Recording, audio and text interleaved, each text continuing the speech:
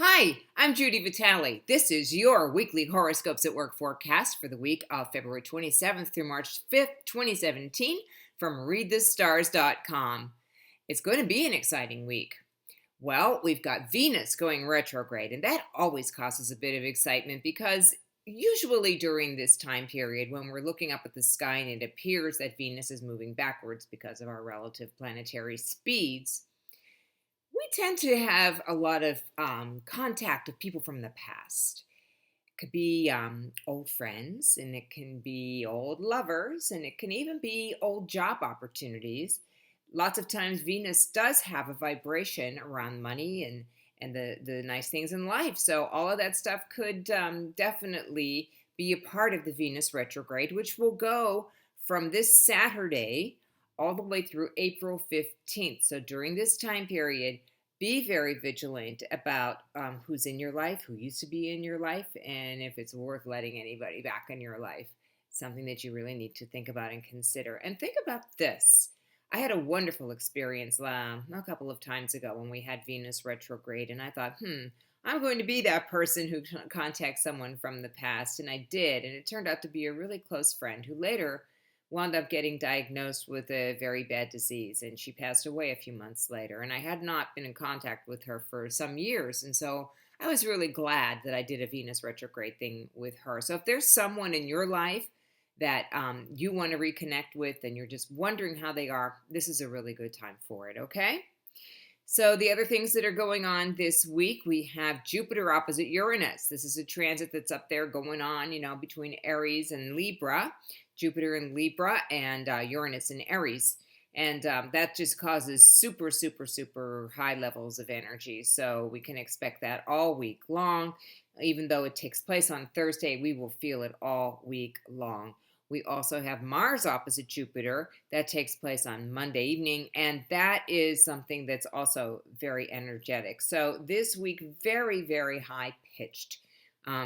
Be careful about overdoing and draining out your system, and also be careful about just like taking too much on and also being too rash in your dealings.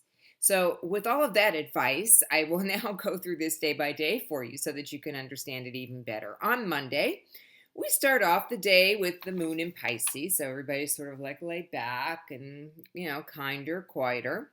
We will have Mars opposite Jupiter, though, at 9:24 a.m. And that will set the day off so people will have plenty of energy. The moon will go void, of course, at 6:08 p.m. Monday evening on the East Coast. When the moon void, of course, period is when you don't want to be arranging meetings and making purchases and signing contracts and that sort of thing. You want to wait until the moon is not void, of course.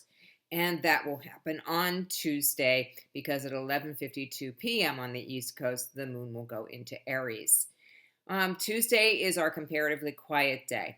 It is a nice day. It is a good day to do business. You'll have plenty of energy, and yet with Moon conjunct Venus, people will be very friendly, amicable, and agreeable. So go for Tuesday if you have any agreements to make. Wednesday, we're going to have a void of course moon at 9:18 p.m., but the rest of the day, the moon will be in Aries, causing all kinds of interplanetary action that isn't always so pleasant. This is going to be the moon square Pluto, which is, transformative and power plays, conjunct Uranus, willfulness, with the Aries, very willful.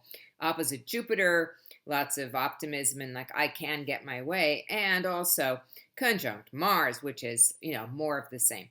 So we also, though, by evening, no matter what happens all day on Wednesday, the sun will conjunct Neptune at 9:45 p.m. And at that point, you'll think, I did great. So, hey, it all ends up fine. I think that it's just a day, but be careful if you have anything pivotal that you want to get accomplished. Thursday is the day that we're going to feel the Jupiter opposite Uranus sensation early in the day, and we will attempt to sort of sublimate it by having the moon in Taurus. When the moon goes into Taurus at 2:43 a.m. on Thursday on the East Coast, and it'll make a sextile to Mercury and Neptune. So it's good for imagination and good for ideas. So maybe some great inspiration for a new project will come to you on Thursday. Pay attention. Friday, another nice quiet day. We have the moon in Taurus again. There'll be some interaction with the sun and Pluto, but nothing that's going to stop us from doing anything. Just enough interaction to keep us feeling as though we're doing something. But the moon does go void, of course, at 10:20 a.m. So be careful. Be, do have a more of a I'm going to finish stuff up kind of attitude than like starting something new. Now, on Saturday, we have that Venus retrograde thing starting at 4:08 a.m. You might notice it. You might get that first phone call or Facebook message or Instagram post from someone you haven't heard from in a while. This is also like if there's somebody that you were dating that you thought, I'm not so sure, and then you might hear from them or bump into them or something like that. It's worth giving it a chance, but it's hard to tell where it's going to go. If you meet somebody for the first time under a Venus retrograde, you need to be very careful because it's going to have a hard time getting off the ground. So just sort of like push any kind of activity of that nature off until after the retrograde is over. And again, that's April the 15th. We're going to have Mercury conjunct Neptune on the day that Venus goes retrograde. And so that will keep people in an imaginary state of mind and also in a very fantasy-prone state of mind. So the people you meet are going to look a lot nicer than they actually might be or more compatible with you or whatever. So finally on Sunday, we get a day that isn't too bad. The moon will be in Gemini. The moon goes into Gemini at 5:05 a.m. on Saturday, by the way. Stays there all day. There's a lot of communication. And you might have some pleasant conversations with people on Sunday. It's not a bad day for gathering. It's not a bad day for getting things done around your house, too, if you need to do that.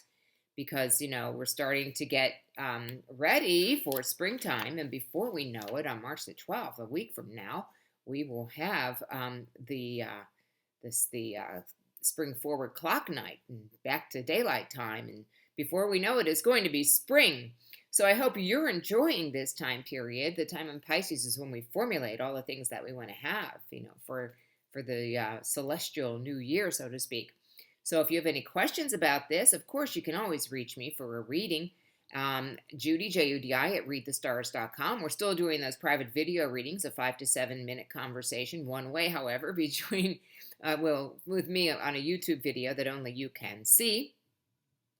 And then also, you can see me this week at Journeys of Life on Saturday, the 11th. You'll notice Friday's void, of course, moon, so I'm reading on Saturday. That's how we work that out. And so I'll be there from 1 to 5 o'clock in the afternoon. You can call 412-681-8755. You can make your arrangements through Journeys for an in-person reading or for a telephone reading. And anytime you want any kind of reading or coaching or hypnotherapy, you can get that from me too. All you have to do is write me at Judy, Judi, at readthestars.com. And hey, listen to the Deep Dives podcast too. That's DEEPDIVES, Deep Dives. And the last one we did was all about relationships, and we've got a new one coming up before we know it too. But you can check it out on iTunes and Stitcher and TuneIn Radio and Google Play, all that great stuff. So have any questions at all at any time, once again, it's Judy, Judi, at readthestars.com.